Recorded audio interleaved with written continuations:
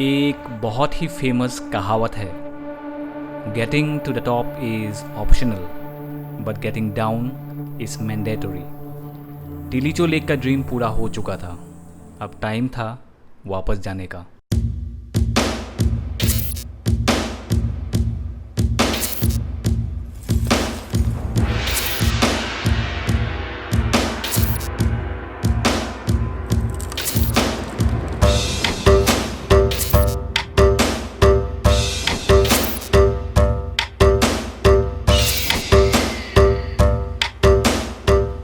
सुबह 6 बजे निकले थे हम एंड टिलीचो से वापस जा रहे थे 2 बजे।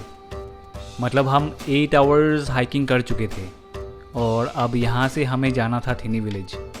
जो हमें 3 दिन लगा था यहाँ पहुँचने में, वो अनदर फ्यू आवर्स में कंप्लीट करना था। मतलब अब हम लोगों का बजने वाला था बैंड। आप लोगों को अगर आइडिया नहीं है, मैं एक बात बताता हूँ। When you ascend the mountain, जब आप एक पहाड़ चढ़ाई करते हो, your thighs and your knees both work hand in hand. But when you climb down, that's when your knees gets tested. आपका पूरा बॉडी का लोड नी संभालता है।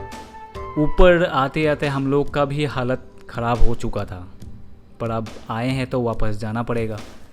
सो हम लोग मस्ती करते हुए आगे बढ़ते गए।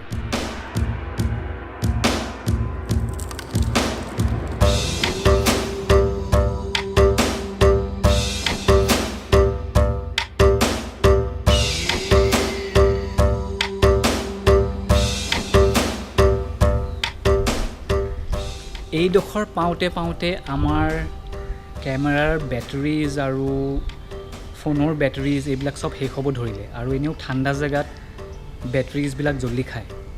চ' সেইকাৰণে আমি তাৰ পৰা থিনি ভিলেজ পোৱালৈকে একো ডকুমেণ্ট কৰিব নোৱাৰিলোঁ, না ফটো ল'ব পাৰিলোঁ, নাহি আমি ভিডিঅ' ল'ব পাৰিলোঁ। বাট কিন্তু আমি গৈ থাকিলোঁ। তাৰ পৰা উই kept on going till Thini village. At first we reached the shelter house. শেল্টাৰ হাউচত আমাৰ লাগেজবোৰ আছিলে। We picked our luggage and then we started heading towards Thini village. আৰু Thini village পাওঁতে পাওঁতে ৰাতি 10টা বাজিলে। আৰু ইয়াৰ আগৰ এপিছ'ডটোত মই আপোনালোকক এটা কথা কৈছিলোঁ, if you remember, that day will be our most hectic day. চবতছে হেক্টিক ডে আছিলে সেই দিনটো। কাৰণ আপোনালোকে যদি মনত আছে, আমি ৰাতিপুৱা 6টা বজাত ট্ৰেকিং আৰম্ভ কৰিছিলোঁ এণ্ড গৈ পাওঁ মানে আমি থিনি ভিলেজ পাওঁলৈকে ৰাতি 10টা বাজিছিল। 3 দিনত আমি থিনিৰ পৰা টিলিচো লেক পাইছিলোঁহি, আৰু টিলিচো লেকৰ পৰা ঘূৰি যোৱা থিনি ভিলেজলৈকে মানে অ'ভাৰঅল 16 আৱাৰ্ছ আমি সেইদিনাখন ট্ৰেকিং কৰিছিলোঁ। Can you imagine 16 hours of rigorous trekking মানে কি বুজাব পাৰে। We were dead tired dead day and so' we had no' other option. যেতিয়া আমি তাত পালোঁগৈ, আমি খানা খালোঁ, বিচনাত পৰাৰ লগে লগে বেহুচ। তাৰ পাছদিনাখন কি হয় চাওঁ বোলো।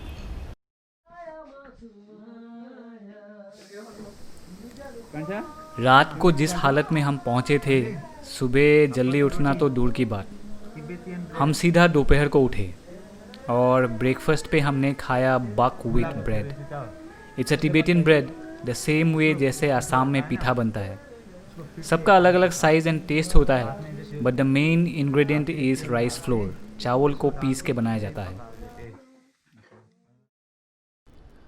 सो गाइज़, अब टाइम था आप लोगों को दिखाने का हम लोग रात को कहाँ पे रुके थे।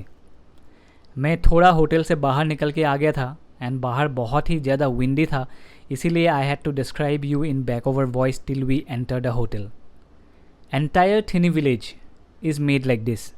आई mean the flooring of the village is made of flat rocks and pebbles. And वो है राना, और उसके पीछे जो छोटा सा मकान टाइप का दिख रहा है वही है होटल टिलीचो। जैसे ही हम एंटर करेंगे, आई एम श्योर आप लोग सरप्राइज होंगे। We'll just give you a tour of the inside. Here is the main entrance, and all the guys are getting ready for the next destination and packing up all the things.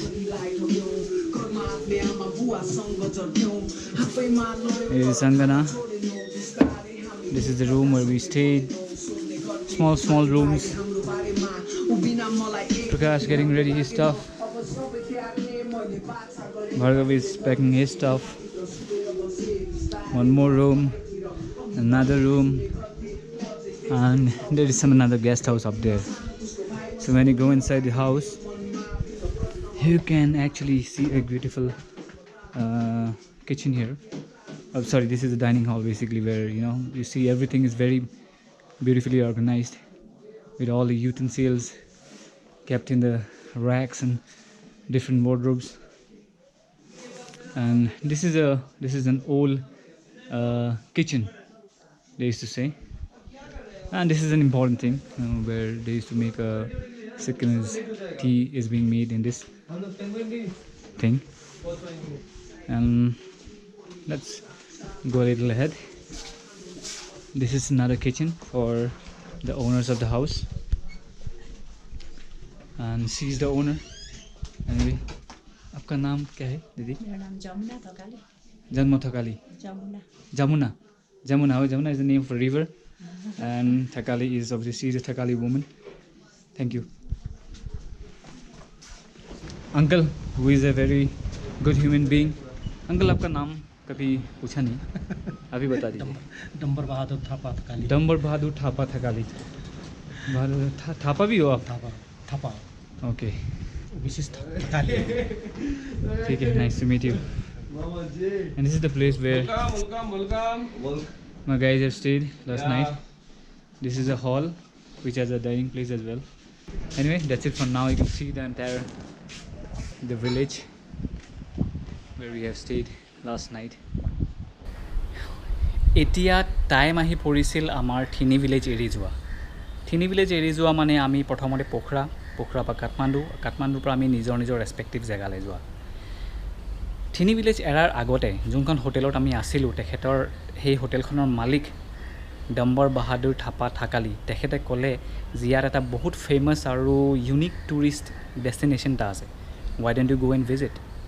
আমিও ভাবিলোঁ আমি next opportunity আকৌ কেতিয়া পাম, সেইকাৰণে আমি সেই tourist ডেষ্টিনেশ্যনটোলৈ ওলাই গ'লোঁ. বাই দ্য ৱে, সেই টুৰিষ্ট ডেষ্টিনেশ্যনটোৰ নাম হ'ল দ্য লেপাৰ্ড কেভ. আৰু এই দ্য লেপাৰ্ড কেভৰ মানে যোনটো কেভ হয়, সেই কেভটোৰ মই অলৰেডি এটা ডিটেইলড ভিডিঅ' অলৰেডি ইউটিউবত পষ্ট কৰা আছে মোৰ চেনেলত. মই ডেছক্ৰিপশ্যনটো মোৰ লিংকটো মই ডেছক্ৰিপশ্যনত দি দিম, আপোনালোকে তাত চাব পাৰে. এই ভিডিঅ'টোত মই সেই ডেছক্ৰিপশ্যন মানে সেই পূৰা ডিটেইল ভিডিঅ'টো এড নকৰোঁ, কাৰণ এই ভিডিঅ'টো মানে বহুত বেছি দীঘল হৈ যাব. Anyway guys, and one more thing, and I'm speaking in my native language because I feel more comfortable and words comes out more appropriately. Otherwise, sometimes when I try to speak in Hindi, fluency is not there, and moreover the words are not correct. So, but anyway, the backover voice that I'm using in the video is in Hindi. So basically I'm adding all the three languages, Assamese, Hindi and Assamese, so that it should not be a matter because my subtitles already is video mein de hi raha hu. So guys, let's go to the cave.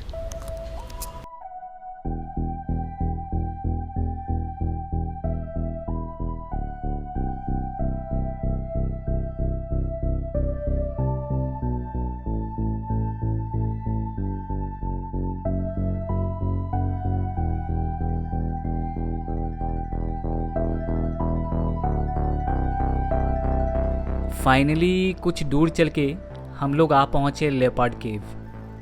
अगर आप लोगों को जानना है about the details, then इस video को pause करके ये बोर्ड पढ़ सकते हो. फिर भी मैं थोड़ा डिटेल्स बता देता हूँ. यहाँ 3 केव्स हैं. During winters, snow leopards come down here and rest inside the caves. The main motive of the leopards are to hunt the cattles in the near by areas. Sometimes the leopards are seen strolling over the top of the roofs in the villages, as per told by a local. Interestingly, एक केव में एक meditation room भी है. कहा जाता है कि यहाँ पे एक फेमस मॉन्क जिनका नाम है अर्जन फैल्सन यहाँ आके मेडिटेट करते थे. और यहाँ से व्यू तो कुछ अलग ही है. लेपर्ड केव से पूरा थिनी विलेज दिखता है and even some part of जॉमसोन.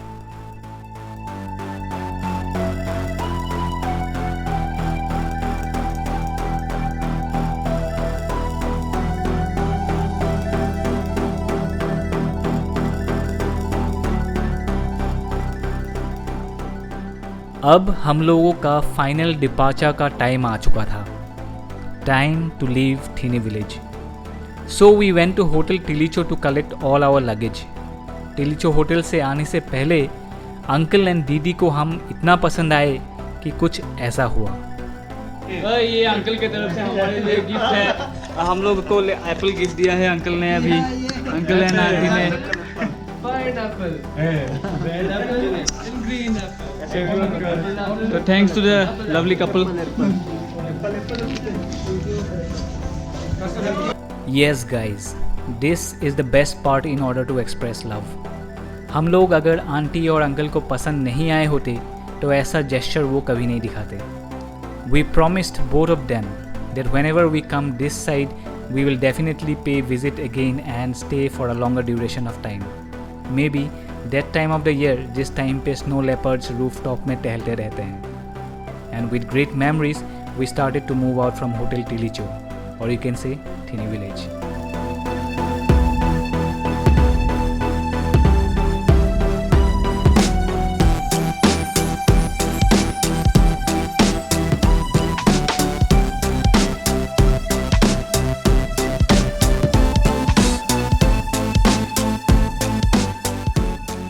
So guys, আমি থিনি ভিলেজ এৰাৰ পাছত এদিন থাকিলোঁ শান্তি ভিলেজত.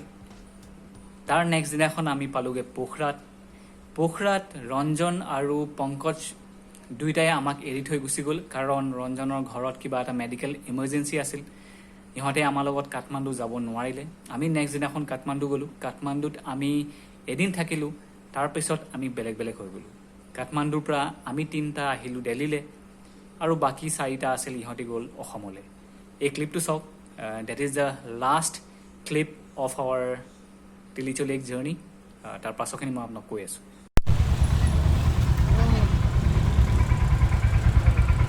Bye. Tada.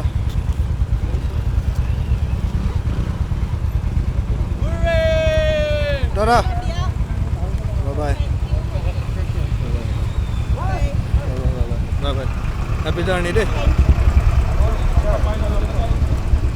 Safe journey day. Safe journey. Bhalke daba.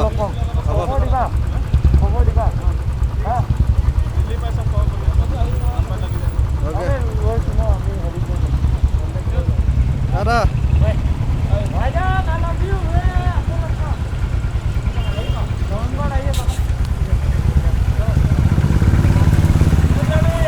Tada. Bye. That moment of separation at the end was very emotional for us, because it's obvious, like when a trip comes to an end, যেতিয়া এটা trip শেষ হয় সেইটো এটা বহুত emotional moment হয়. মানে তাৰ পিছত আমাৰ লগত অকল থাকি যায় বেষ্ট মেমৰিজবোৰ. মানে যদি এটা ট্ৰিপ ভাল গ'ল, তাৰ ভাল মেমৰিজবোৰ আমাৰ লাইফ টাইমলৈকে থাকি যায়. চ' গাইজ, এই ভিডিঅ'টো এণ্ড কৰাৰ আগতে মই দুই এটা কথা আপোনালোকক ক'বলৈ বিচাৰিছোঁ. প্ৰথম কথা হ'ল, দুই এটা নহয় কেইটামান. প্ৰথম কথাটো হ'ল, আপোনালোকে যেতিয়া ট্ৰিপ কৰে, য'লৈকে নাযায়, ৱেৰ এভাৰ ইউ গ' always try to maintain cleanliness. আপোনালোকে চিপছ খাইছে, চকলেট খাইছে, যিয়ে নাই খোৱা, তাৰ ডিছপ'জিবলছবোৰ সদায় নিজৰ পেকেটত, বেলেগ এটা পেকেটত লৈ যাব আৰু ৰাইট জেগাত ডিছপ'জ কৰিব, য'তে ত'তে নকৰিব. And that is how you can help nature grow' back. That is even call responsible travelling. 2 number কথা হ'ল, try to make relationship with people, good with people. নতুন মানুহ আহিব. এতিয়া আমাৰ লগত 2টা ল'ৰা নতুন আহিছে, আমি যদি তাহাঁতৰ লগত হাৰ্ছলি বিহেভ কৰোঁ, সিহঁতি আমাৰ লগত কেনেকৈ ভালকৈ ট্ৰিপটো আগলৈ কৰিব. এতিয়া আমি সেই ট্ৰিপটোত আমাৰ লগত 2টা যোনটো নতুন ল'ৰা আহিছিল ইমানেই ভাল হৈ গ'ল যে এতিয়া বাৰে বাৰে সুধি থাকে, কওক দাদা কেতিয়া ট্ৰিপ কৰিব, আমি আকৌ যাব বিচাৰিছোঁ একেলগতে, প্লিজ ক'ব, যেতিয়াই হয় আমি একেলগে যাম. See, that is how a goodwill is made. And it's not about আপুনি কাৰ লগত নতুনকৈ ফুৰিব গৈছে, but it's about where are you staying, where are you eating, all this thing. মানে আপুনি এটা হোমষ্টেত গৈছে, হোমষ্টেত গৈ পেলাই আপুনি খাইছে, মানে আপুনি থাকিছে, শুইছে, খাইছে, সেই অ'নাৰ্ছকেইটাৰ লগত যদি আপুনি ভালকৈ বিহেভ কৰে, ৰেচপেক্ট কৰে, আৰু যেনেকৈ ইহঁতে কয় সেনেকৈ যদি পালন কৰে কথাবোৰ, তেতিয়া সেই মানুহবিলাকে আপোনাক ৰেচপেক্ট কৰিব. এইটো এটা গুডউইল বনি যায় যোনটো পাছলৈ কামত আহে.